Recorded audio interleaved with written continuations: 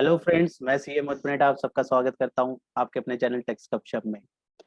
GSTR 4 के लिए financial year 21-22 के लिए कुछ ही दिन बचे हैं और इसके तहत एक हम फटाफट रिव्यू करेंगे कि किस तरीके से हमें जीएसटीआर 4 पे जो है अपनी फाइलिंग पे किन किन बातों का ध्यान रखना है, ताकि ऐसा ना हो कि पहले के सालों में जो है इशू जो रेज हुए काफी केसेस में, जहाँ पे परचेजेस के डाटा कौन सा आना है, कैसे आना है, वो कंफ्यूजन जो है अब ना रहे। तो हम उसको सारे इंपॉर्टेंट पॉइंट्स को एक बार रिकॉल करेंगे और फटाफट देखेंगे कि कैसे हमें फाइलिंग करनी है जीएसटीआर 4 की।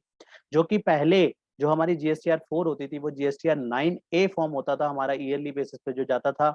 और जीएसटीआर 4 जो अब हमारी जो CMP 08 जो क्वार्टरली जाती है उसको पहले जीएसटीआर 4 करते थे, उसको फर्दर चेंज कर दिया, CMP 08 ले आए क्वार्टरली के लिए और ईयरली के लिए जीएसटीआर 4 ले आए। राइट, चीजें वही सेम रही, एक तरीके से फॉर्म का जो है तरीका बदल गया और फॉर्म में क्या क्या बदलाव करे गए वो हम जो है रिकॉल करेंगे। राइट, उसमें हमें किस फॉर्म की मदद लेनी है वो भी देखेंगे और कैसे कैसे हम उसको इजीएस्ट फॉर्म में जो है कवर कर सकते हैं, क्लोज कर सकते हैं, ताकि हमारी प्रॉपर जीएसटीआर 4 जो है टाइमली चली जाए। तो आइए मूव करते हैं पोर्टल पे और देखते हैं कि कैसे हमें जो है कौन से फॉर्म की मदद लेनी है और कैसे हमें जो है कौन सी यूटिलिटी के तहत हम उसको यूज कर सकते हैं और अपनी फाइलिंग को जो है वो टाइमली कंप्लाई कर सकते हैं। हम अगर पोर्टल की बात करें, पोर्टल पे आने के बाद हमें क्या करना होगा, सबसे पहले हमें फाइनेंशियल ईयर क्वार्टर सेलेक्ट करेंगे।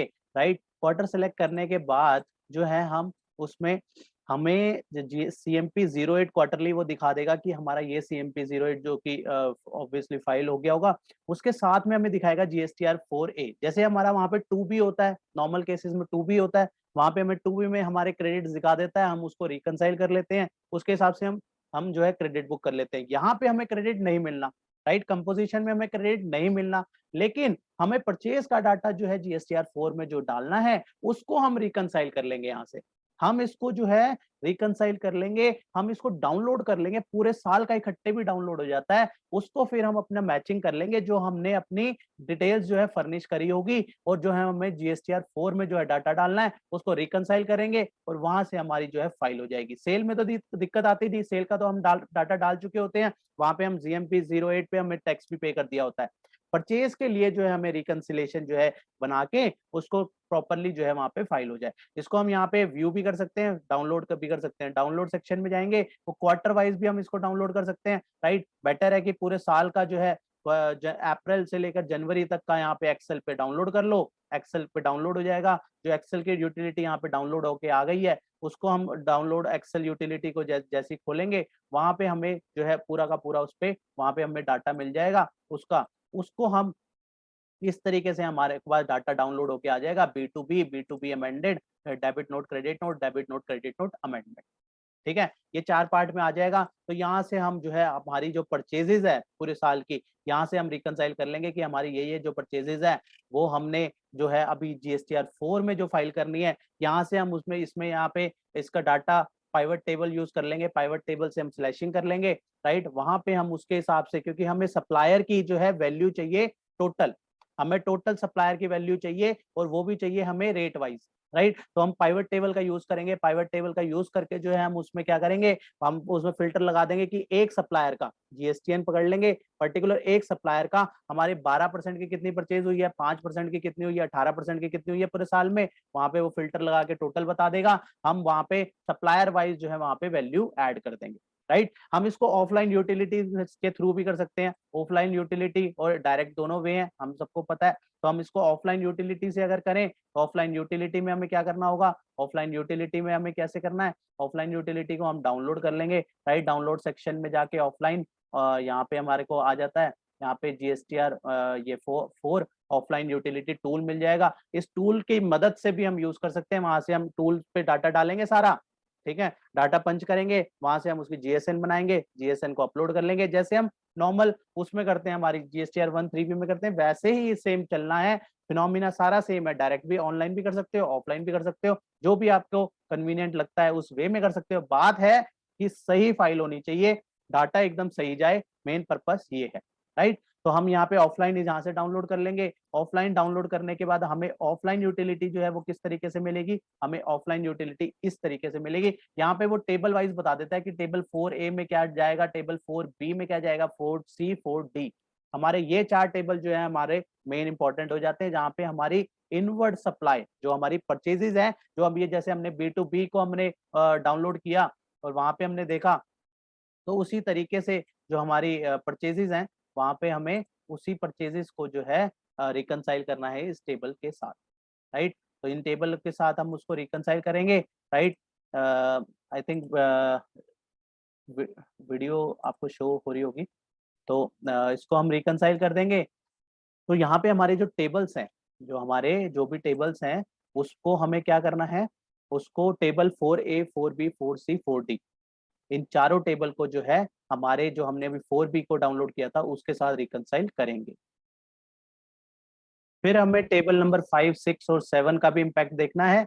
तो 1 बाय 1 टेबल लेके चलते हैं कि किस टेबल में क्या डाटा आना है। उसके बाद हमारे सारे टेबल कवर करने के बाद हम उसकी जीएसएन यूटिलिटी बना लेंगे, राइट। यहाँ पे हमें जीएसएन यूटिलिटी का जो है मिल जाता है। यहाँ पे हम अपना generate GSN file to upload, यहाँ पे हम उसको क्लिक करेंगे। उसके बाद यहाँ पे क्लिक होने के बाद जो है वो अभी इसका मैक्रोज ऑन नहीं हुआ, तो उसके बाद जो है यहाँ पे इसका जैसे ही वो जीएसएन यूटिलिटी डाउनलोड हो जाएगी, उसके बाद उस जीएसएन यूटिलिटी को हम अपलोड कर देंगे और हमारी GSTR4 फाइल हो जाएगी, राइट। सबसे पहला टेबल जो हमारा आता है B2B, हमारा जो टेबल आता है 4.A जो है B2B का, इसमें हमें डिटेल कौन सी डालनी है, inward supplier receive from a registered supplier. हमें ध्यान में रखना है, इसमें हमें कौन सी देखनी है, inward supplier receive from a registered supplier other than RCM। इसका हमने जो अभी टेबल नंबर सॉरी GSTR4A देखी थी, वहां से हमें इसका डाटा मिल जाएगा। वहां से डाटा हम जो फेच कर रहे हैं वो डाटा हम वहां पे फिल्टर लगा के उस यहाँ पे जो है हमें डाल देंगे। हमने कैसे डालना है, यहाँ पे हमें डालना है GSTN प्लेस ऑफ सप्लाई डालेंगे, इंट्रा स्टेट है इंटर उस हिसाब से यहाँ पे उसकी वैल्यू डालेंगे और वहां पे टैक्सेबल वैल्यू डालेंगे, रेट सेलेक्ट करेंगे और वो अपने आप टैक्स ले लेगा। तो इस तरीके से यहाँ पे हम इसको वैल्यूज को ऐड करते रहेंगे। हमें ध्यान में रखना है कि जीएसटीएन एक सप्लायर का जो है हमें कंसोलिडेटेड डालना है, कंसोलिडेटेड डालना है पूरे साल का, लेकिन हमें रेट वाइज डालना है। 5% का अलग, 12, 18 जो भी वैल्यूज है उसका अलग अलग करके डालना है। तो यहाँ पे हम उस पे जो हमने डाउनलोड किया था वहां फिल्टर लगा लेंगे और उस फिल्टर का यूज करके यहाँ पे हम वैल्यू पुट कर देंगे। तो हमारे पास ये टेबल नंबर 4 B2B का जो है टेबल नंबर 4A, हमें उस टेबल से कौन से GSTR से GSTR4A से मदद मिल जाएगी और यहाँ पे हम इसको फुल फिल कर लेंगे, राइट। अगला टेबल जो है B2B reverse charge. B2B reverse charge के लिए भी हम उसी सेम टेबल को यूज कर सकते हैं। वहां पे रिवर्स चार्ज के रिगार्डिंग जो हमें एंट्रीज हैं वहां पे जो है फेच हो जाएंगी, तो वहां से भी हम उसको रिकनसाइल कर लेंगे। उसके अलावा अगर कोई डाटा वहां पे और नहीं है और हमारा रिवर्स चार्ज के हिसाब से आ रहा है तो उसको भी हम उसमें ऐड ऑन कर देंगे, उसमें भी ऐड ऑन कर देंगे। अदरवाइज वहां से हम रिकनसाइल कर लेंगे और वैल्यूज हम यहाँ पे डाल देंगे। फर्क क्या है, पहले B2B डलेंगी और 4.B में B2B रिवर्स चार्ज वाला जो है वो डल जाएगा। नेक्स्ट टेबल 4C में क्या आता है, 4C में आता है inward supplier receive from the unregistered supplier. ये हमारा वहां पे हम इसके लिए उसकी मदद नहीं ले सकते। क्यों नहीं ले सकते, क्योंकि वहां पे जो डाटा आ रहा होगा वो सिर्फ रजिस्टर्ड पर्सन वाले ने फाइल करा होगा, तो हमारे पे ऑटो पॉपुलेट हो रहा होगा। यहाँ पे तो अनरजिस्टर्ड का डाटा डालना है, तो यहाँ पे हमें खुद से जो है डाटा डालना होगा। सपोज हम मान लेते हैं हमने किसी एडवोकेट की सर्विस ली, उसके लिए मैंडेटरी नहीं था, राइट, मान लेते हैं। तो उस ऐसे केसेस में हमें क्या करना होगा, तो वहां पे हमें जो है inward supply receive from unregistered जो है वहां पे डालना होगा। आरसीएम वाला आरसीएम में डलेगा, अदर देन आरसीएम जो inward supply receive from unregistered वाला जो होगा वो यहाँ पे हमारा आ जाएगा। इसके बाद नेक्स्ट टेबल 4D में क्या आना है, इसमें इंपोर्ट ऑफ सर्विस। ये काफी कम यूज होता है, ये वाला इंपोर्ट ऑफ सर्विस ली होगी तो वहां पे हमारा ये जो है place of supply, taxable value, rate और IGST ही लगेगा उसमें, तो वो डाटा जो है हम यहाँ पे डाल देंगे। ये वाले केस कम जो है यूज होते हैं। CMP 08 का हम ऑलरेडी जो है पंच कर चुके हैं। CMP 08 हमारी क्वार्टरली जो है फाइल हो गई होगी चारों क्वार्टर की, तो यहाँ पे हमें डाटा डालने की जरूरत नहीं है क्योंकि यहाँ पे हमारी ऑलरेडी फाइल्ड है, वहां से वो डाटा उठा लेगा। मेन टेबल आ जाता है हमारा टेबल नंबर 6। इसमें क्या डालना है, tax rate wise detail of outward supply, inward supply, attracting reverse charge during the year, net of advances, credit debit note and other adjustment due to amendment. इसमें क्या करना है, इसमें टैक्स रेट वाइज हमें डालना है हमारी आउटवर्ड सप्लाई कितनी थी, टैक्स रेट वाइज, ठीक है। यहाँ पे हमें रेट वाइज पूरे साल का देखेंगे कि हमने कितनी सप्लाई करी। उसमें अगर हमने मान लेते हैं, सपोज एग्जांपल लेते हैं, हमने CMP 08 में 80,000 रुपए की सप्लाई दिखाई थी, कोई 5% का रेट था, 80,000 रुपए की दिखाती थी, लेकिन एक्चुअल में जो है 1 लाख रुपए की थी। तो हम यहाँ पे क्या डालेंगे, यहाँ पे 1 लाख रुपए डालेंगे। बैलेंस जो है हमारी अपनी अब लाइबिलिटी निकल के आ जाएगी, उसको हम पे कर देंगे, राइट। तो इस तरीके से हमें यहाँ पे जो है वो वैल्यू डालनी है जो हमारी बन के हमारी पूरे साल की जो वैल्यूज है वो हमें यहाँ पे डालनी है। और बात रही इनवर्ड सप्लाई की, इनवर्ड सप्लाई की डाटा जो है यहाँ पे, क्योंकि ये क्या कौन सा वाला डाटा डल रहा है, यहाँ पे डाल रहे हैं inward supply attracting reverse charge. यहाँ पे इनवर्ड सप्लाई कौन सी है, अट्रैक्टिंग रिवर्स चार्ज। तो हम ऑलरेडी रिवर्स चार्ज वाला जो है डाल चुके होंगे, किसमें, 4B में टेबल में डाल चुके होंगे। तो यहाँ से वो अपने आप डाटा जो है यहाँ पे ऑटो फेच कर लेगा, टेबल नंबर 6 में वहां से डाटा ऑटो फेच कर लेगा। तो इसलिए यहाँ पे इसकी जरूरत हमें नहीं पड़ेगी। मेनली यहाँ पे आउटवर्ड सप्लाई का करेक्ट जो सप्लाई हुई है वो डालना है। अगर वो CMP 08 में उसका पेमेंट हो गई है, कोई दिक्कत नहीं है, वैल्यू सही आ जाएगी। अगर हमारी कोई रह गई है तो वो यहाँ से जो है हमारा चालान बन के भी वहां से पेमेंट हो जाएगी। इसके बाद नेक्स्ट टेबल आता है TDS TCS क्रेडिट रिसीव का।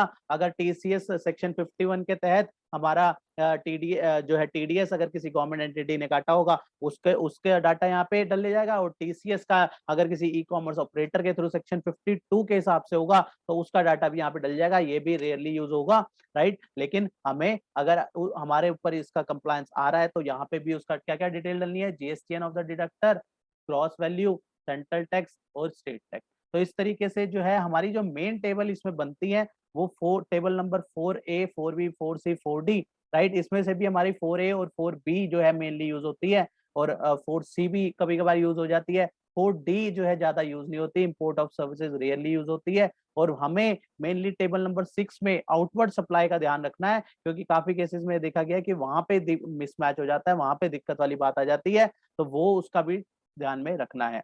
वहां पे आउटवर्ड भी डलनी है और inward supply liable to reverse charge वो भी डलना है। तो वहां पे उन दोनों का जो है प्रॉपरली, अब ऑनलाइन अगर फाइल करेंगे दोनों का टैब ही अलग अलग कर दिए गए हैं, लेकिन ऑफलाइन टूल में हमें इस तरीके से यूज करके चलना पड़ेगा, राइट। तो इन छोटी छोटी चीजों का हमें यहाँ पे ध्यान में रखना है, बाकी कोई भी कॉम्प्लिकेशन नहीं है। छोटी बहुत ही सिंप्लीफाइड वे में जो है इसकी रिटर्न रहती है।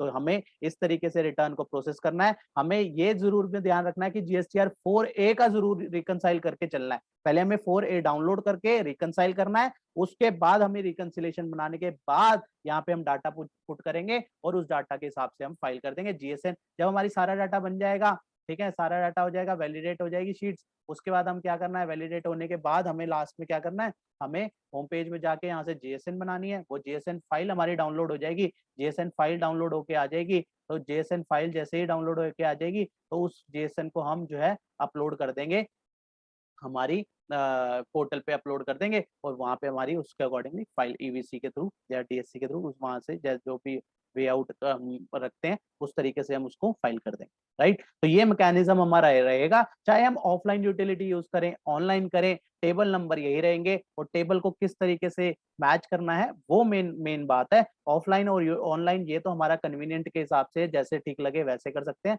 लेकिन मेन बात है हमें टेबल को जो है टेबल 4A को सॉरी GSTR 4A को जरूर पहले जो है रिव्यू कीजिए पूरा, उसके हिसाब से उसका पाइवट टेबल बनाइए। पाइवट टेबल के हिसाब से जो है यहाँ पे अपने डाटा जो भी आप सॉफ्टवेयर यूज करते हैं टैली बीजी उससे रिकनसाइल कीजिए और फिर जाके आफ्टर दैट जो है अपनी GSTR 4 जो है फाइल कीजिए, राइट। कुछ ही टाइम रह गया इसको फाइल करने का फाइनेंशियल ईयर 21-22 के लिए।